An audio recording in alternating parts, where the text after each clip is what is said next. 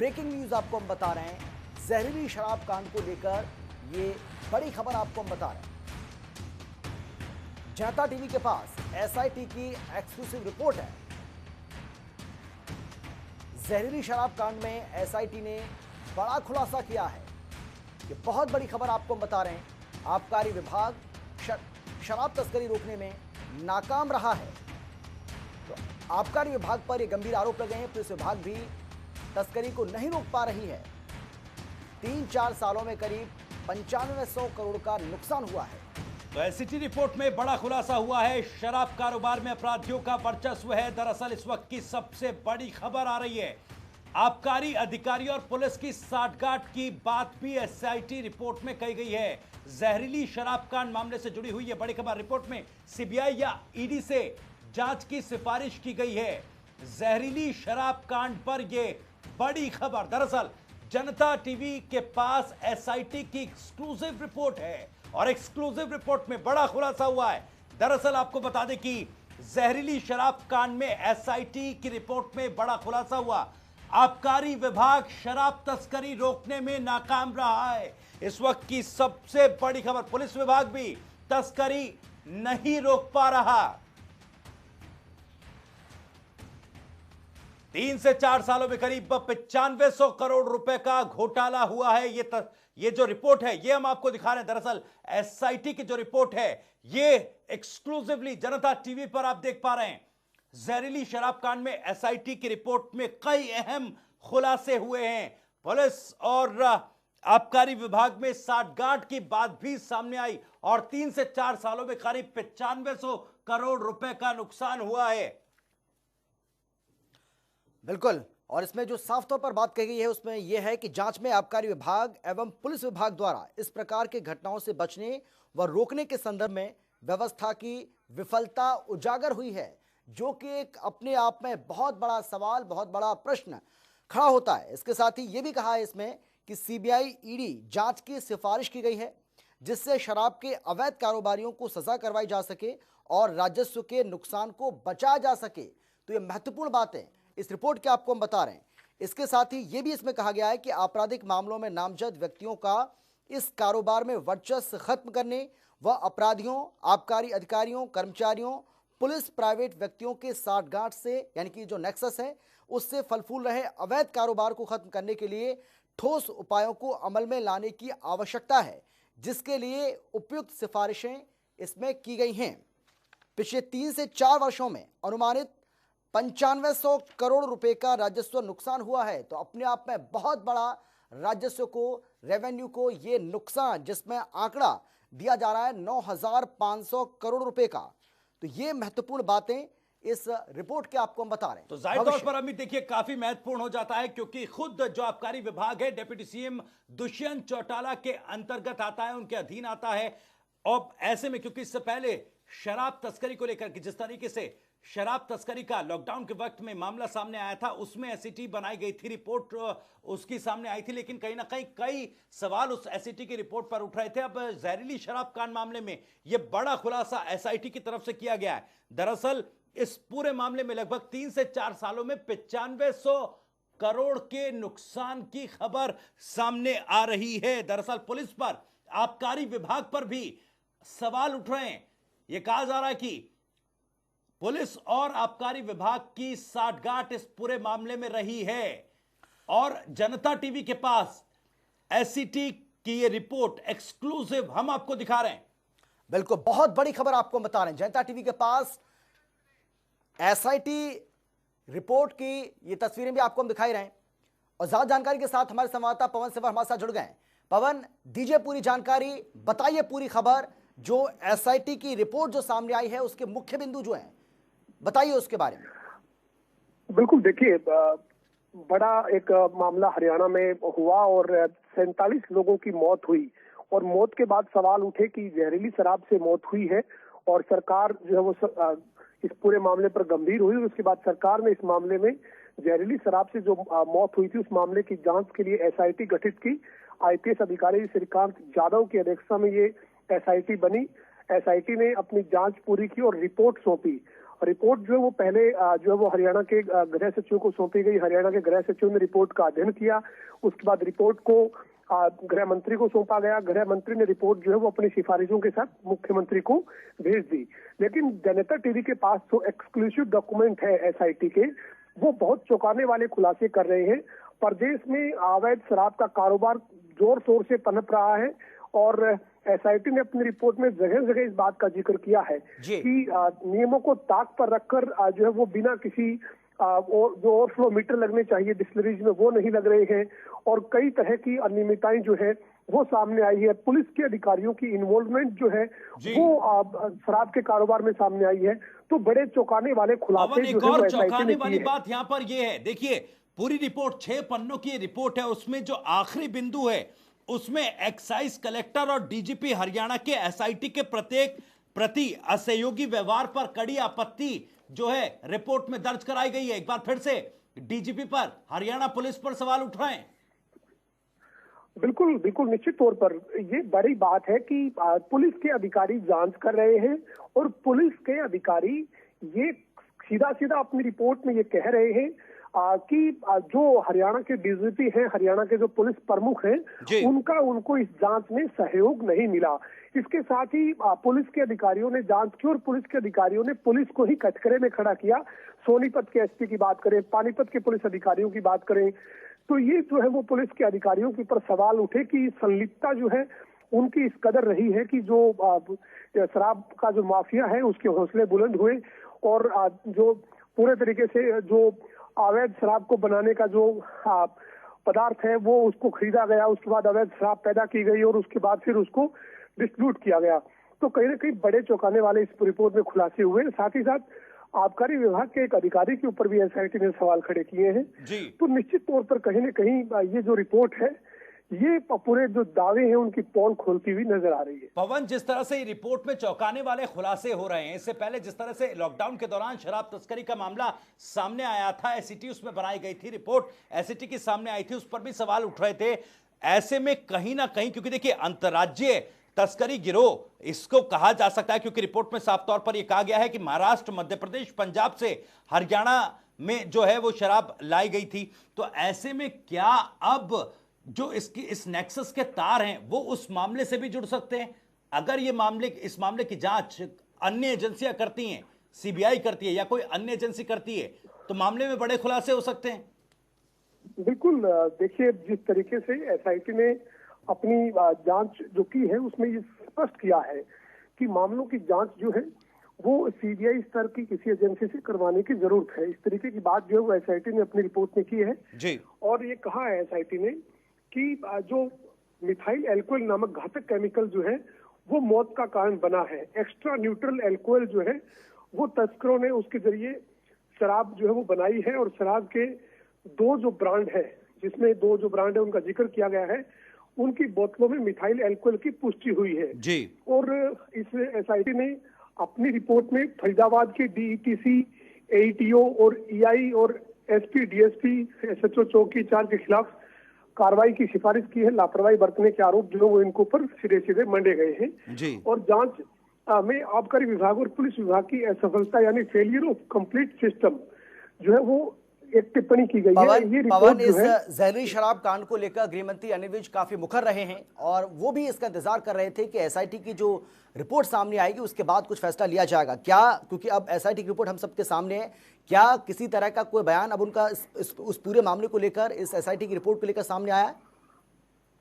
जी बिल्कुल, इस पूरे मामले में रिपोर्ट जो है उसके ऊपर अब बयान आ चुका है। गृह मंत्री ने ये कहा था कि उन्होंने अपनी रिपोर्ट जो है वो सिफारिश के साथ, रिकमेंडेशन के साथ मुख्यमंत्री को भेज दी है। मुख्यमंत्री कल जब चंडीगढ़ में प्रेस कॉन्फ्रेंस कर रहे थे, तमाम मुद्दों पर मुख्यमंत्री ने पक्ष जो रखा था, उस बीच मुख्यमंत्री ने ये भी जानकारी दी थी कि शराब का जो मामला है उसमें, चाहे वो जहरीली शराब से मौत का मामला है या लॉकडाउन में शराब की तस्करी का मामला है, इन मामलों को लेकर 3 अलग अलग टीमें बनी थी, एक एसआईटी, एक एसईटी। तो उन सभी जो टीमों की रिपोर्ट है उसकी जांच के लिए हरियाणा के मुख्य सचिव विजय वर्धन की एक सदस्यीय कमेटी गठित की गई है।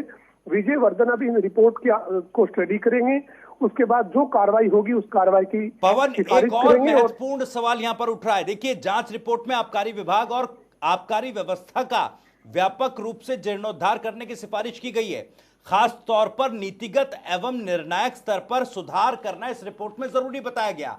और दूसरी बात यह कि आबकारी विभाग में एक स्वायत्त बोर्ड निगम बनाने की सिफारिश की गई है। यानी कि कहीं ना कहीं देखिए इशारा साफ है, क्योंकि फिलहाल डिप्टी सीएम दुष्यंत चौटाला के अंतर्गत उनके अधीन ये डिपार्टमेंट आता है। तो ऐसे में अगर नीतिगत और निर्णायक स्तर पर सुधार की बात हो रही है तो सवाल डिप्टी सीएम पर भी उठ रहा है। बिल्कुल निश्चित तौर पर जब ये महकमा उप मुख्यमंत्री दुष्यंत चौटाला के पास है और इस महकमे की कार्यप्रणाली पर एसआईटी ने जांच में सवाल खड़े किए हैं, तो जाहिर है कि जो है वो इस पूरे सिस्टम पे सवाल खड़े होंगे, स्वाभाविक है। लेकिन इससे पहले उप मुख्यमंत्री दुष्यंत चौटाला की इस एसआईटी की रिपोर्ट पर एक स्टेटमेंट आई थी, एक बयान आया था। उन्होंने कहा था कि इस तरीके की कोई जांच सरकार ने जो है वो करने का फैसला नहीं किया था। किस विभाग ने ये जांच करवाई है, क्यों ये जांच करवाई है, इसके बारे में वो विभाग ही जो है वो टिप्पणी कर सकता है। मैं कोई टिप्पणी नहीं करूंगा, ये दुष्यंत चौटाला का कहना था। लेकिन ऐसे में सवाल ये खड़ा होता है कि एसआईटी ने अपनी रिपोर्ट में आबकारी विभाग और पुलिस विभाग पर सवाल खड़े किए हैं और साथ ही जो है वो सीबीआई जांच तक की कई मामलों में सिफारिश की है। तो फिर उसके बाद आप जो है वो जो आरोप तमाम लग रहे हैं उनसे किस तरीके से बच सकते हैं? जी बिल्कुल पवन, जिस तरीके से आप बता रहे हैं, क्योंकि इस रिपोर्ट को भी हम देख रहे हैं जिसमें कहा जा रहा है कि सीबीआई और ईडी से इस पूरे मामले की जांच की सिफारिश इसमें की गई है इस एसआईटी रिपोर्ट में। तो क्या उम्मीद करें कि बहुत जल्द राज्य सरकार इस बात के आदेश भी जारी कर सकती है और कह सकती है कि अभी सीबीआई इस पूरे मामले की जांच करे? उम्मीद करें। बिल्कुल, देखिए फिलहाल ऐसी स्थिति नजर नहीं आती है, क्योंकि हरियाणा के मुख्यमंत्री मनोहर लाल जो है वो प्रेस कॉन्फ्रेंस कर रहे थे कल चंडीगढ़ में। मंगलवार को उन्होंने मीडिया को आज जो ब्रीफ किया है, उस दौरान मुख्यमंत्री ने चीफ सेक्रेटरी की अध्यक्षता में एक कमेटी बनाने की बात की है। मुख्य सचिव की अध्यक्षता में एक कमेटी जो है वो बनाने की बात मुख्यमंत्री ने की। मुख्य सचिव की कमेटी जो 1 सदस्यीय कमेटी है वो क्या रिकमेंडेशन करती है, क्या कार्रवाई करती है, उसके बाद ही अगला जो स्टेप सरकार का होगा उसकी उपस्थिति स्पष्ट हो पाएगी। लेकिन फिलहाल इतना लगभग तय है कि अभी फिलहाल कोई सीबीआई या ईडी जैसी जांच नजर नहीं आ रही है, क्योंकि मुख्यमंत्री ने मंगलवार को यानी बीते दिन ही ये कहा है कि फिलहाल इस मामले की जांच जो है वो हरियाणा के जो मुख्य सचिव हैं विजय वर्धन, उनकी 1 सदस्यीय जो कमेटी है वो करेगी। तो जाहिर है कि फिलहाल कोई बड़ी एजेंसी जो है, चाहे उनमें सीबीआई की बात करें या फिर ईडी की बात की गई है जो राजस्व का नुकसान है उसके लिए, तो वो जो है वो जांच ऐसी नजर नहीं आ रही, क्योंकि मुख्यमंत्री ने विजय वर्धन जो हरियाणा के चीफ सेक्रेटरी हैं उनकी अध्यक्षता में एक सदस्यीय ही कमेटी गठित की है जो जांच फिलहाल करने वाली है। जी पवन, बने रहिए हमारे साथ। प्रवीण अत्रे बीजेपी प्रवक्ता हमारे साथ इस वक्त फोन लाइन पर मौजूद हैं। प्रवीण साहब, बहुत बहुत स्वागत है आपका जनता टीवी पर। धन्यवाद भविष्य। जी प्रवीण साहब, जिस तरह से ये एसआईटी रिपोर्ट सामने आई है जहरीली शराब का मामले में, इसमें कई गंभीर सवाल उठ रहे हैं। पहली प्रतिक्रिया चाहूंगा आपकी। देखिए भविष्य, पहले तो ऐसा है जो पवन अभी बात कर रहे थे, जो 1 सदस्यीय कमेटी बनी है विजय वर्धन जी की अध्यक्षता में जी, वो जांच के लिए नहीं, ये मैं थोड़ा सा स्पष्ट करना चाहता हूँ जी। जो एसपीटी टीसी गुप्ता जी के अध्यक्षता में बनी थी, कला रामचंद्रन जी की अध्यक्षता में जो कमेटी बनी थी, श्रीकांत यादव जी की अध्यक्षता में कमेटी बनी थी, इनने जो जांच की है, इन्होंने जो जो रिकमेंडेशंस दी हैं, उन रिकमेंडेशंस को लागू करने के लिए विजय वर्धन जी की अध्यक्षता में 1 सदस्यीय कमेटी बनी है। पहले तो ये स्पष्ट करना बहुत जरूरी है। जी देखिए, हरियाणा सरकार ने कोई भी मामला हो, किसी भी विषय में अगर सरकार की जानकारी में कोई मामला आता है जहां पे कोई भ्रष्टाचार हुआ है या किसी तरह की अनियमितता बरती गई है, सरकार ने पूर्ववर्ती सरकारों की तरह उसे दबाने की कोशिश नहीं की जी। उसकी जांच करवाई गई और जांच में जो भी दोषी व्यक्ति है, सर जांच कैसे होगी सर? रिपोर्ट में सीधे तौर पर सुनिश्चित किया। प्रवीण साहब, जांच निष्पक्ष तौर पर कैसे होगी? क्योंकि रिपोर्ट में तो सीधे तौर पर नीति और निर्णायक स्तर पर सुधार करने की सिफारिश की गई है और Haryana police, DGP, excise collector पर सवाल उठाए गए। जी बिल्कुल, वही बात मैं कह रहा हूँ भविष्य। इसीलिए सरकार ने 1 सदस्यीय कमेटी जो बनाई है, पहले की कमेटियों ने जो जो रिकमेंडेशन दी, जिस चीज के खिलाफ भी जांच हुई है, जो रिकमेंडेशन है उनको लागू करने के लिए कमेटी है। जी तो अत्रे साहब क्या उम्मीद करें? अत्रे साहब क्या उम्मीद करें, जिस तरीके से आप कह रहे हैं कि हरियाणा सरकार हमेशा तत्पर है। जब भी ऐसी कोई बात सामने आती है, जांच करवाते हैं, उससे हम पीछे नहीं हटते हैं, क्योंकि इस रिपोर्ट में यह सिफारिश की गई है कि सीबीआई या फिर ईडी से इस पूरे मामले की जांच करवाई जाए। तो क्या राज्य सरकार, क्या मनोहर सरकार केंद्र से ये कहेगी कि इस पूरे मामले की सीबीआई से या फिर ईडी से जांच कराई जाए? आप सिफारिश करेंगे क्या? राज्य सरकार सिफारिश करेगी, ये उम्मीद करें, ये भरोसा आप देंगे जनता टीवी पर आज? भविष्य, आपने या तो मेरी बात पूरी तरह से समझी नहीं। जी, अमित बोल रहा हूँ। मैंने अभी क्या बोला जी, पूर्ववर्ती जो भी कमेटी की रिकमेंडेशन आई हैं जांच के बाद, उन रिकमेंडेशन को लागू करने के लिए विजयवर्धन जी की अध्यक्षता में कमेटी बनी है। जी, मतलब स्पष्ट है, जो भी रिकमेंडेशन हैं वो सभी रिकमेंडेशन को कैसे लागू कर रहा है वो कमेटी निश्चित करेगी। स्वाभाविक है, जब रिकमेंडेशन लागू होंगी उसमें जो जो कहा गया है वो इम्प्लीमेंट होगा। लेकिन सर, जहरीली शराब कांड में जिस तरह से कई 47 लोगों की मौत हो गई थी, इस मामले में क्या जांच हो पाएगी निष्पक्ष तौर पर? क्योंकि जैसा मैंने पहले कहा, नीतिगत एवं निर्णायक स्तर पर सुधार करना जरूरी बताया गया। एक्साइज कलेक्टर, डीजीपी पर सवाल उठाए गए और सवाल सीधे तौर पर सर सरकार पर उठ रहे हैं। नीतिगत एवं निर्णायक स्तर पर सुधार की बात कही गई है, सीधे तौर पर आपकी सरकार पर सवाल है सर। इसीलिए भविष्य जी, इसीलिए एससीपी बनी, इसीलिए कला रामचंद्रन जी की अध्यक्षता में कमेटी बनी, क्योंकि जांच हो, जांच के अंदर जो भी दोषी व्यक्ति पाया जाएगा, जो रिकमेंडेशंस उन कमेटी ने दी हैं, उन रिकमेंडेशंस को लागू करने के लिए विजयवर्धन जी की अध्यक्षता में कमेटी बनी। मतलब आप समझिए चीज को। चलिए, अत्रे साहब आ रहे हैं आपके पास, हमारे साथ केवल ढींगरा भी जुड़ गए, कांग्रेस के प्रवक्ता। केवल ढींगरा जी, आपने भी इस एसआईटी की जो रिपोर्ट है उसको पढ़ा होगा, उसके मुख्य बिंदुओं को पढ़ा होगा, क्या कहना चाहेंगे आप? देखिए, इसमें बात सीधी है कि जो घोटाले हो रहे हैं, इसके लिए जितनी भी कमेटियां बनी हैं उनकी जो रिपोर्ट्स हैं वो सार्वजनिक नहीं हो रही हैं। अभी इसकी जरूर आप बता रहे हैं कि सार्वजनिक हुई है, और मैं भी सिर्फ इतना कहना चाहता हूं कि इसमें सीबीआई और ईडी की बजाय न्यायिक जांच जो है, न्यायिक जज जो सिटिंग जज होते हैं उनकी अध्यक्षता में जांच होनी चाहिए, क्योंकि ईडी और सीबीआई तो आजकल आपको पता ही है किस तरह से काम करती है। तो मैं ये चाहता हूं कि इसकी न्यायिक जो सिटिंग जज होते हैं वो जांच, दूध का दूध और पानी का पानी होना चाहिए। सीबीआई ईडी पर आपको भरोसा क्यों नहीं है ढींगरा साहब? सीबीआई ईडी पर आपको भरोसा क्यों नहीं है? ये आरोप जो आप लगा रहे हो, जब आप सत्ता में थे ये आरोप आपके ऊपर भी लगते थे।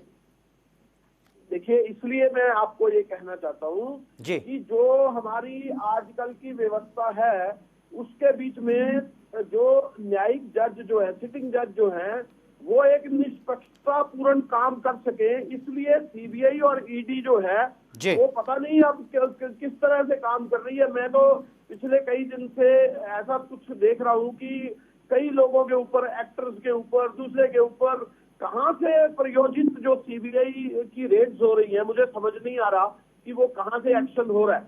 लेकिन जहां तक मैं समझ रहा हूं कि सिटिंग जज जो है उनसे जांच होनी चाहिए। चलिए, ढींगरा साहब आपका सवाल है, जवाब लेंगे प्रवीण अत्रे साहब से। प्रवीण अत्रे साहब, एक तो केवल ढींगरा साहब ये आरोप लगा रहे हैं कि जो रिपोर्ट्स हैं वो सार्वजनिक नहीं हो रही हैं, और जो ये सार्वजनिक रिपोर्ट हुई है इस पर आप कह रहे हैं कि जो पहले इसमें कमिटीज बनाई गई उनकी रिकमेंडेशंस को लागू करने के लिए अब कमेटी बनाई जा रही है। लेकिन मेरा सवाल ये है कि आखिर आरोपी पकड़े कैसे जाएंगे, कार्रवाई किन पर होगी? जी भविष्य, पहले तो मैं ढींगरा जी की बात का जवाब दे देता हूँ। देखिए, ढींगरा जी ने ईडी और सीबीआई पे सवाल खड़ा किया जी। ढींगरा जी का दोष नहीं है, क्योंकि जिस वक्त यूपीए सरकार थी, देश में कांग्रेस सत्ता में थी जी, तो सुप्रीम कोर्ट ने स्वयं ये कहा था कि सीबीआई पिंजरे का तोता है। तो ढींगरा जी का दोष नहीं है, क्योंकि इनकी सरकार के कार्यकाल में ऐसी स्थिति थी, वही ढींगरा जी के मस्तिष्क में आज भी बैठी हुई है। वो सवाल तो सर कर लिया उनसे, वो तो समझे। वो नहीं सवाल ये है कि अब तोता है नहीं। प्रवीण अत्रे साहब, रिपोर्ट सामने आई है तो आप ही सीबीआई ईडी जांच, किसी जांच का तो आदेश दे दीजिए ना। आपकी सरकार किसी जांच के आदेश दे दे। भविष्य जी, आप थोड़ा जल्दबाजी कर रहे हैं। जल्दबाजी इसलिए कर रहे हैं कि सरकार ने जो कमेटी बना के जांच करवाई है जी, और उन कमेटीज ने जो जो रिकमेंडेशन दी हैं, सरकार उनको लागू करवाने के लिए तत्पर है। इसीलिए कमेटी बनाई गई कि वो इन रिकमेंडेशन को लागू करे। मतलब सीधा सा ये है कि सरकार सुधार करते हुए किसी भी तरह की अनियमितता करने वाले व्यक्ति को बख्शेगी नहीं, ये सुनिश्चित सरकार नहीं ने सर, कर दिया। मेरी समझ में एक बात नहीं आ रही है, रिकमेंडेशन लागू करने से आखिर आरोपी कैसे पकड़े जाएंगे? क्योंकि जब रिपोर्ट पे बात डीजीपी स्तर के अधिकारियों तक बात आ रही है, एक्साइज कलेक्टर की बात आ रही है, निर्णायक और नीतिगत स्तर पर सुधार की बात आ रही है, तो आरोपी कैसे पकड़े जाएंगे? मैं इतना समझना चाह रहा हूं, किस जांच में, किस रिकमेंडेशन के अंतर्गत आरोपी गिरफ्तार होंगे?